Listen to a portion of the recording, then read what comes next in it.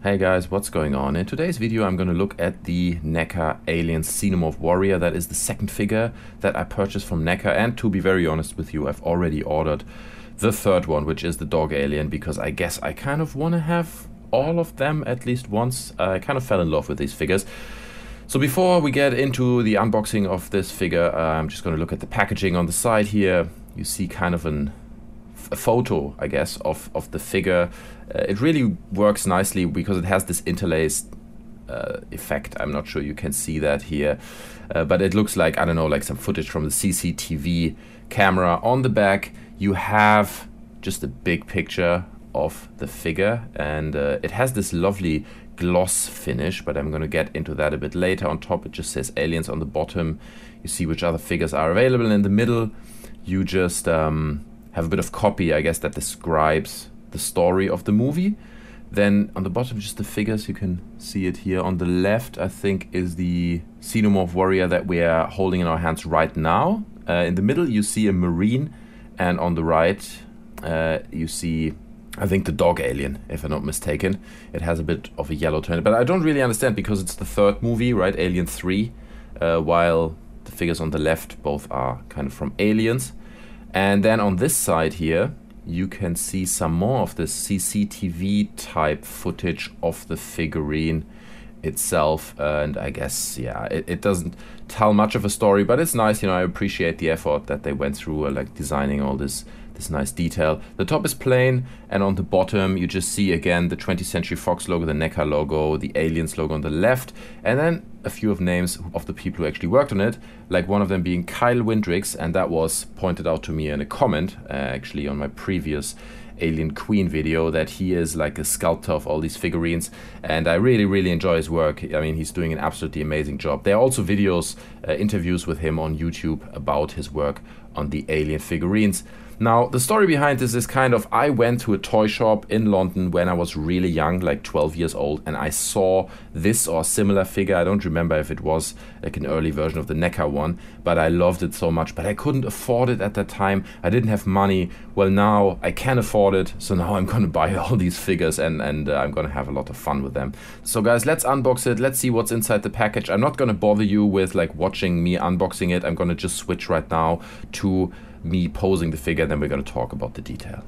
So here we are. Welcome back, guys. I finally managed to free the figure from its packaging. It's always a bit of a fiddly job, but I managed to get it out, and the first thing I notice is that it has just an incredible amount of detail.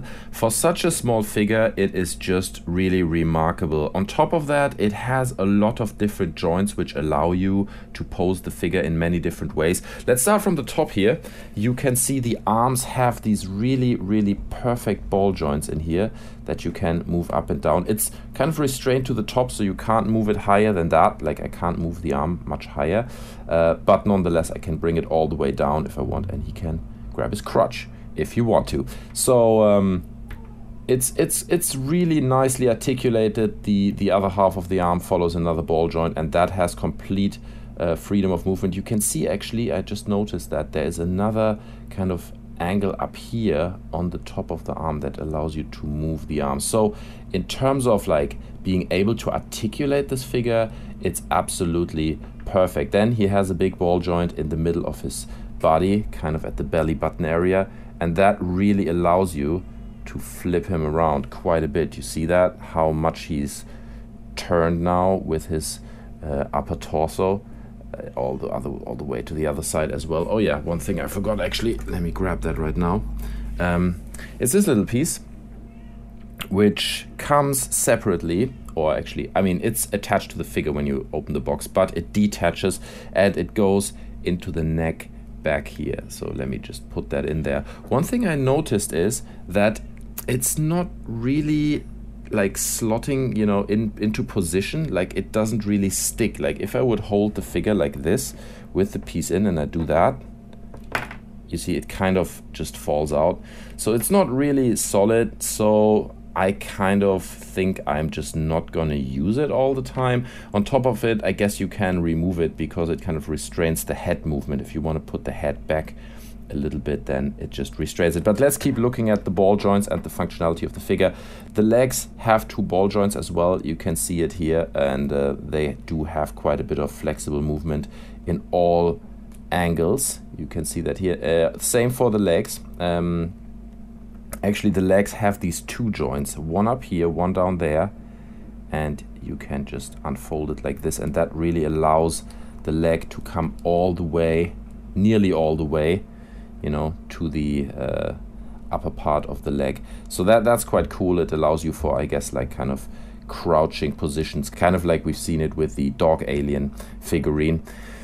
The feet have a joint on top of them, so right here you can move them around, and they have a big joint in the middle of the foot, which allows for some nice poses. So you can actually flip the foot so it kind of bends down, the front of the foot bends down, or you can put it all the way up so you can pose him, I guess, with one leg to the back, so he looks like he's actually walking, or he's in a walking position, which is quite cool. Now, one thing I did notice, which bothered me a little bit, to be honest, is that the joints in the legs are not very solid, in the sense that sometimes you leave him in a position like this overnight, and next morning you come back and he kind of collapsed because the weight of his body just pushed the joint down, right? If that makes sense. Let me adjust the camera so you can see, see the full figurine here. Sorry for that. But it's just these joints, they are a little bit flimsy and not really solid, you know, like it doesn't need much force to kind of change it, and that just leads to him sometimes being difficult to pose. It's not a major issue, it still works fine, but it's just something I noticed. Also the hands, I think I didn't talk about the hands. You can rotate them around like this, but also like lift them up and down. And again, same as the Alien Queen figurine, I think the shape of the hands is just absolutely amazing. It adds so much to the story of this figure. Like if you just like remember how there are scenes in the movie where he just grabs faces of Marines with his hand, you can just really imagine this hand like going around the face of a Marine. So overall, with the shape of the figure, I'm really happy. The tail is beautiful in itself. It has the right weight, I feel, the right thickness. It's posable. Only thing that I noticed that is different compared to the Alien Queen is that the wire inside ends around here. So this part is not posable, right? And I'm worried that at some point, if you move it too much, the wire will come out here if this part opens, because it is quite thin. However, the rest of the tail is perfectly posable, and you can just put it into any position you want, really, and it works really well. It's just kind of the last few centimeters of it that are not. Now, if you look at some of the detail, let's pick the camera up here and go in a bit closer. Like, for instance, look at the tongue, right? I personally tend to keep the tongue inside.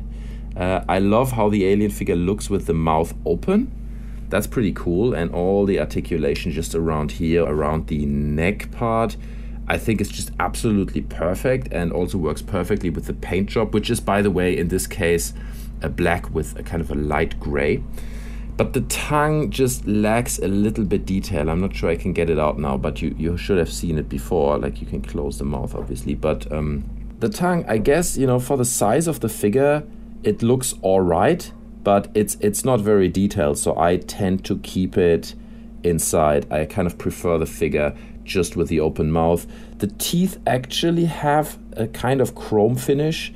You know, it's just a silver paint job. It's not real chrome or anything. But still, I think it looks absolutely fantastic. The back of the head, all the texture up here is just absolutely perfect. It looks just like in the movie. One thing that I did notice, however, is that, you know, there are scenes in the movie where the aliens are crawling. Like, for instance, the one where they are kind of crawling on top of the room, between the ceiling and kind of the actual ceiling. So they're kind of in a position like, I don't know, like so. Right? Like in kind of a crawling position. And then they lift their head all the way up and look forward. And that's a pose that is not possible with this figurine. Like you can pose him obviously in a crawling position. Even then the hands look a little bit weird. But you can't really lift the head up enough, which to me is a bit sad, because actually you can remove the part back here, like I said earlier, but you can't flip the head all the way back. Generally, the head movement seems a little bit like restrained, if that makes sense. You see, it's generally a bit flimsy. I don't know if that's just my figurine, but you know, you can pose it to this side quite well, but then to the other side it doesn't work that well, and so there's not much flexibility with the head, but I think that's fine. It's not really a downer, it's just something I wanted to mention. Speaking about the paint finish of it a bit more, I really love how it's just like really glossy, because it adds such a nice layer of slimy feel to it, if that makes sense. In the movie, the aliens are always very slimed and covered by liquid, so this is something that this paint job really communicates well, I feel.